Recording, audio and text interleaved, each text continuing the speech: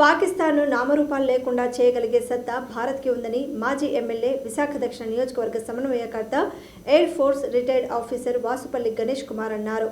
భారత సైన్యం పాకిస్తాన్ భూభాగంలోని ఉగ్రవాద స్థావరాలను ధ్వంసం చేయడంపై హర్షం వ్యక్తం చేస్తూ అసీలమెట్ట దక్షిణ వైసీపీ కార్యాలయంలో వాసుపల్లి ఆయన బృందం బాణసంచా కాల్చి జై భారత్ అంటూ నినాదాలు చేశారు. ఈ సందర్భంగా వాసుపల్లి మాట్లాడారు. అందరూ భారతదేశం అంతా కూడా గ్లోబల్గా ఈరోజు పాకిస్తాన్ ఇండియా ఏం జరగబోతుందని చెప్పేసి గ్లోబల్గా చూస్తూ ఉన్నారన్నమాట. ముఖ్యంగా భారతదేశం ఎప్పుడు కూడా ఒక శాంతి కోరుకునే దేశం.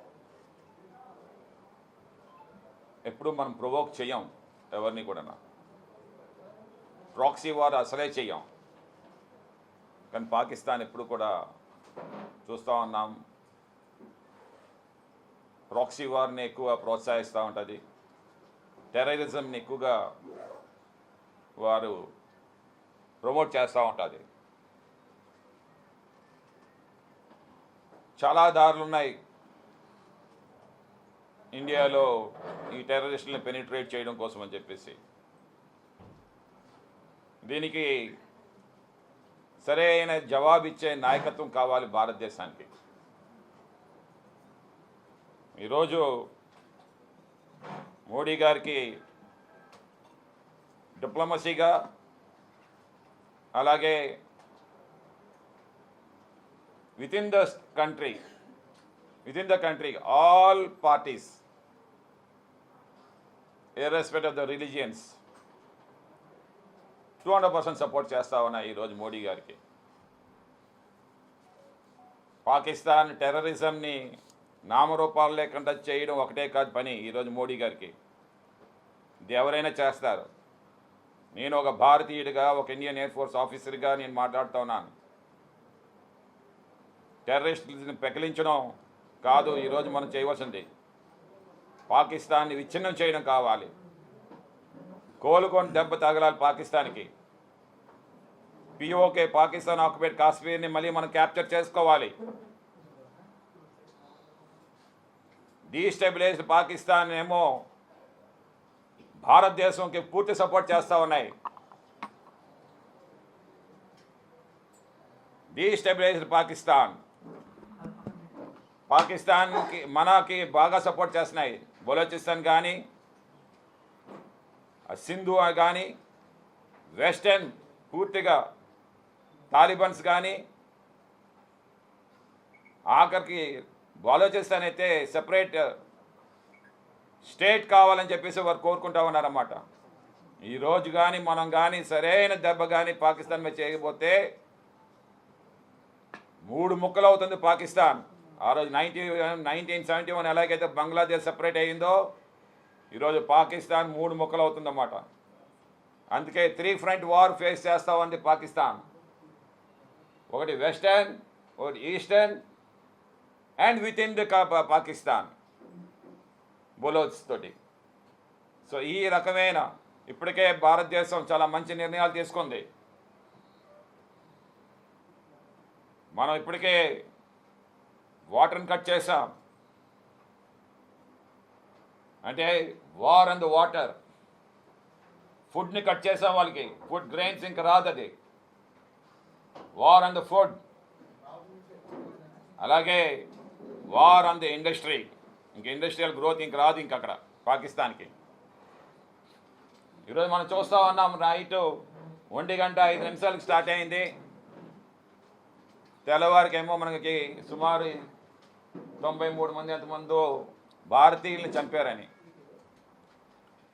పిచ్చనా కొడుకులు భారతీయులు, ఎందుకంటే వాళ్ళు చేయలేరు ఇంకేమీ. నేను నిజం చెప్తా ఉన్నాను. నేను ఒక ఇండియన్ ఎయిర్ ఫోర్స్ ఆఫీసర్కి, ఎందుకంటే నేనేమో అవంతిపూర్లో, శ్రీనగర్లో పనిచేసా. వాళ్ళకి అంత శక్తి లేదు. ఈరోజు రియల్ వార్ వస్తే హ్యాంపరింగ్ అవుతుంది అన్నమాట పాకిస్తాన్ మీద. హ్యాంపరింగ్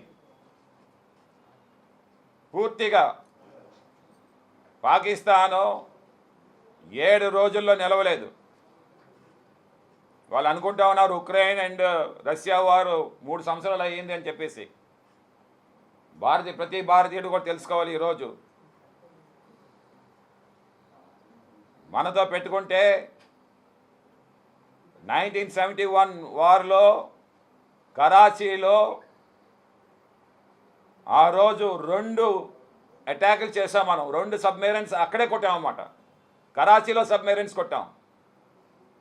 కరాచీలో పెట్రోల్ ఇండస్ట్రీ అందరినీ కూడా నాశనం చేసాం 1971లోనే. వాళ్ళు ఏదో అనుకుంటారన్నమాట, 2 మా సబ్మెరైన్స్ ఏమో భారతదేశంలో పంపించామని చెప్పేసి. విశాఖపట్నంలో మన ఇండియన్ నేవీ కొట్టి పడేసింది. ఇంకొకటి కొట్టిపడేసింది 2 దగ్గర కూడా. కానీ 1971కి 10 రెట్లు ఇప్పుడు ఉన్నాం మన పవర్. ఈవెన్ 2019 కూడా ఏదైతే వింగ్ కమాండర్ డాగ్ ఫైట్లోనేమో ఆ రోజు పాక్ బార్డర్లో పడిపోయారో, ఆ 2019కి ఇప్పటికి చాలా వ్యత్యాసం వస్తుంది. ఆ రోజుల్లో మనకేమో SU-400 లేవు. Surface to air missiles SU-400 Russia మన దగ్గర ఉన్నాయి. అంటే ఈరోజు డాగ్ ఫైట్ అవసరం లేదు. మన ఇండియా బార్డర్లోని SU-400s ఉంటే గజగజలాడుతాయి పాకిస్తాన్ జెట్స్ పైకి వెళ్ళడానికి.